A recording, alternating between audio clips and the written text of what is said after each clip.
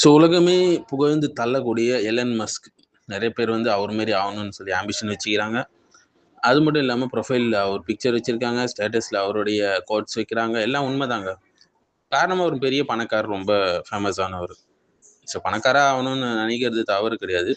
அது வந்து நல்ல பணக்காராக ஆக வேண்டும். ஏன்னா நல்ல பணம் நல்ல மனிதனுக்கு சிறந்ததுன்னு ரசூலுல்லாஹ் சொல்லியிருக்கிறாங்க. ஸோ எலன் மஸ்க்குக்கான மறுப்பை தான் நம்ம பார்க்க போகிறோம்.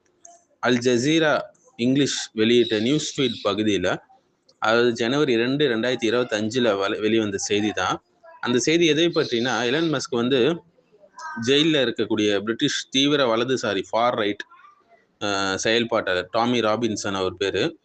அவர் விடுதலை செய்யப்பட வேண்டும் என்று தன்னுடைய ட்விட்டர் பக்கத்தில், எக்ஸ் பக்கத்தில் பதிவிடுறார்.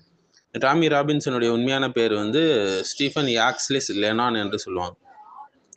ஸோ பிரிட்டனில் வந்து புதிய பொது தேர்தல் நடத்தணும் என்று அவர் கருத்து தெரிவித்தார் இந்த டாமி ராபின்சன் வந்து. மேலும் வந்து யூரோப்பில் குடியேற்ற எதிர்ப்பு மற்றும் தீவிர வலதுசாரி அரசியல் இயக்கங்களுக்கு அவர் வந்து நிறைய ஆதரவு கொடுத்து வந்தவர் அவர். ஸோ டாமி ராபின்சன் என்பவர் வந்து இங்கிலீஷ் டிஃபென்ஸ் லீக் EDL என்ற இஸ்லாமிய எதிர்ப்பு இயக்கத்துடைய முன்னாள் நிறுவனர். அது மட்டும் இல்லாமல் பல ஆண்டுகளாக முஸ்லிம்களுக்கு எதிரான தூண்டுதலான பேச்சுகள், பிரச்சாரங்கள் சர்ச்சைக்குள் மாட்டப்பட்டவர், ரொம்ப ஃபேமஸ் ஆனவர் அதில். மேலும் பல வழக்குகளில் நீதிமன்ற அவமதிப்பு, தாக்குதல், பொது ஒழுங்கு மீறல் என்று பல குற்றச்சாட்டுகள் அவர் மேலே இருக்கு. கண்டெம்ட் ஆஃப் கோர்ட்லாம் இருக்கு. முஸ்லிம்களை பற்றிய பொதுமைப்பட்ட கருத்துக்கள்லாம் நிறைய சொல்லுகிறார். ஜெனரலைசேஷன் பண்ணுகிறார். இதன் மூலம் சமூகத்தில் ஒரு வெறுப்பையும் பதற்றத்தையும் தூண்டியதாக மனித உரிமை அமைப்புகள் என்ன செஞ்சிருக்கு, இவரை வந்து விமர்சிச்சிருக்கிறாங்க. பல குற்றவியல் வழக்குகள்லையும் இருக்கிறார். தாக்குதல் செய்யறது, நீதிமன்ற உத்தரவை மீறுறது என்று நிறைய தண்டனைகளையும் ஃபேஸ் பண்ணியிருக்காரு. ஸோ ஒருத்தர் இஸ்லாத்தையோ அல்லது முஸ்லிம்களையோ அநியாயமாக வெறுத்து பொய் பிரச்சாரம் செய்வது வந்து இஸ்லாமில் கடுமையாக கண்டிக்கக்கூடிய செயலுங்க. ஸோ ஏன்னா இஸ்லாம் நீதியை நிலைநாட்ட சொல்லுது.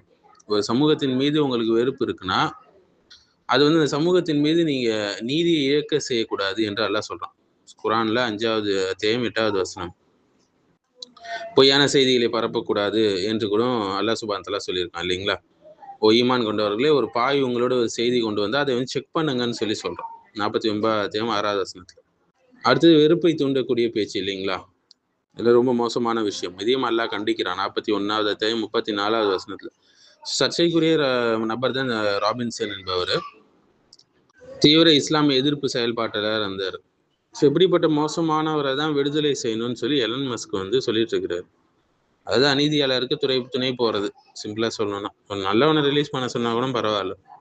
ஸோ ஒரு நபர் வந்து ரொம்ப பெரிய பணக்காராக இருக்காங்க, நல்ல ஒரு அரசியல்வாதியாக இருக்கலாம், தொழிலதிபராக இருக்கலாம். ஆனால் நீதி, உண்மை, பொறுப்பு என்ற அளவுகோலில் தான் அவரை வச்சு மதிப்பிடணும். செல்வத்தையோ செல்வாக்கையோ வச்சு மட்டும் அனுப்பிடக்கூடாது.